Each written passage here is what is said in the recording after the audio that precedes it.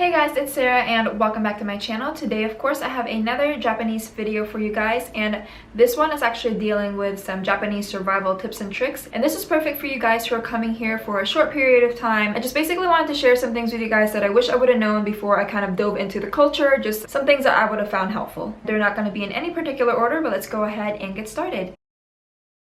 I know I said it wasn't going to be in a particular order, but now that I think about it, this one is something that you're probably going to encounter a lot and everywhere that you go where you're dealing with a transaction. So basically, whenever you check out at a counter or even a restaurant, they have these little platter looking trays. It's like very small, like this big, and then what you're supposed to do is put the money or card or whatever form of payment that you're going to be using right on that platter. You don't really hand anybody anything. It's kind of hard to get used to at first. You're more inclined to hand somebody the money because back in the States, you know, that's what we're used to. Over here, you put it on the platter and then they go ahead and grab that platter and take it. It's a little bit of an extra step, but I mean, that's just how things are done over here.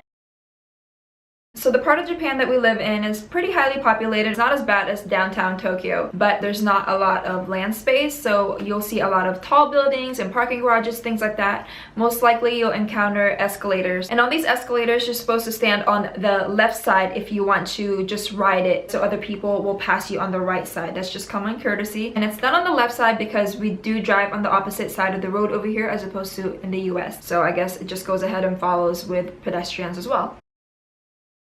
Make sure to eat before you leave the house, or do it in your car before you get out or things like that, because over here it's not customary to get your food to go and to eat on the go or just eat while walking and things like that. Even with Starbucks, which I explained in another video already, you won't see people walking around with Starbucks cups. You will see people sitting down, taking their time to eat. For them, it's just more respectful if you sat down, enjoyed your food, versus, you know, being on the go and kind of just disregarding the importance of food, I guess. I mean, that's the best way I could actually explain it. And on top of that, they also like to keep their country very, very clean, so there's not a lot of trash everywhere, and you'll notice that there's a lot of recycling bins, and it's just to kind of keep the country clean, so you're not more inclined to be bringing your trash everywhere, and most likely the trash, of course, will come from food. There's definitely not a law against it, and you could do it, but you'll notice that basically nobody else is doing it.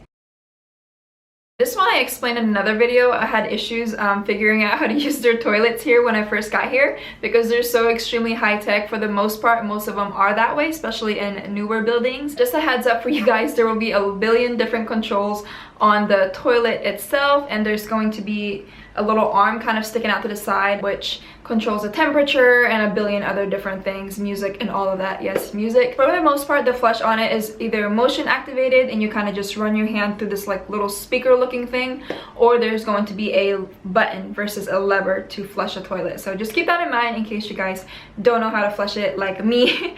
Just look for that little speaker looking thing, or even press the button. This one I found very, very helpful getting around. Just make sure to go ahead and print out some commonly used phrases just to help you get around a little bit easier. Just in case you don't have any Wi-Fi or internet or anything like that for you to look at Google Translate, having commonly used phrases right on hand and having a hard copy of it right in front of you will just make things so much easier, so you're not sitting there typing it and then going back and forth. You can just, you know, convey what you're trying to say. It just makes it so much easier, I promise you guys. Plus, Google Translate and constantly looking up your phone takes up way too much time and takes up way too much battery.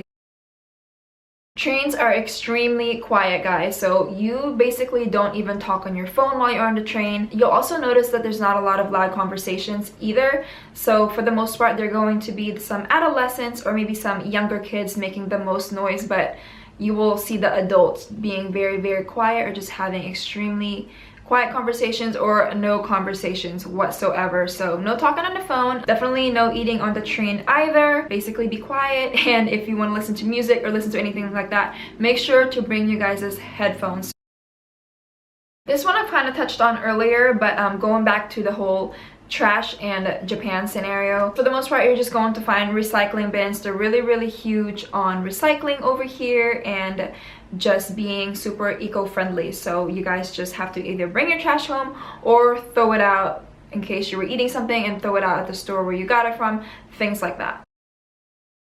Everybody is fairly petite once you get over here, so a lot of the clothes do not cater to taller, more muscular kind of statures, so just keep that in mind. You will find some US brands out here, but you'll notice that the sizes aren't completely comparable to what they are back in the US, or the sizes don't go up as high as they would back in the US. I definitely suggest going ahead and shopping for all of your clothes while you're where you're at before coming to Japan.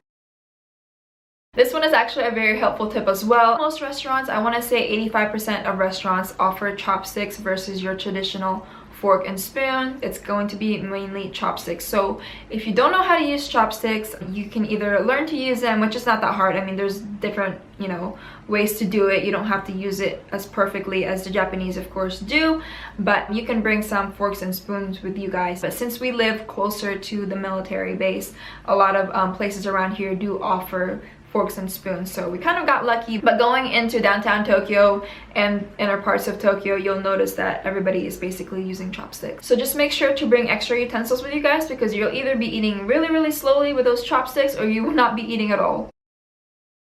This last one I found very important, especially if you're going to be making a lot of purchases. They are absolutely huge on customer service here. Their customer service is unparalleled compared to what you've probably been ever used to before. They just cater to you so much. But when it comes to exchanges, it's basically non-existent here. So just make sure to check the policies and make sure if it's clothing that you try it on and that it fits and it's something that you really want, because most places will not offer exchanges. They kind of leave it up to you to be responsible enough to know what you're getting and that you're making the correct kind of purchase. So just make sure it is a final purchase for you guys and treat all of your transactions that way. But that is it for my Japanese survival guide for you guys. I hope you enjoyed it and found it very helpful. As always, thank you guys for watching, and I will see you in the next video.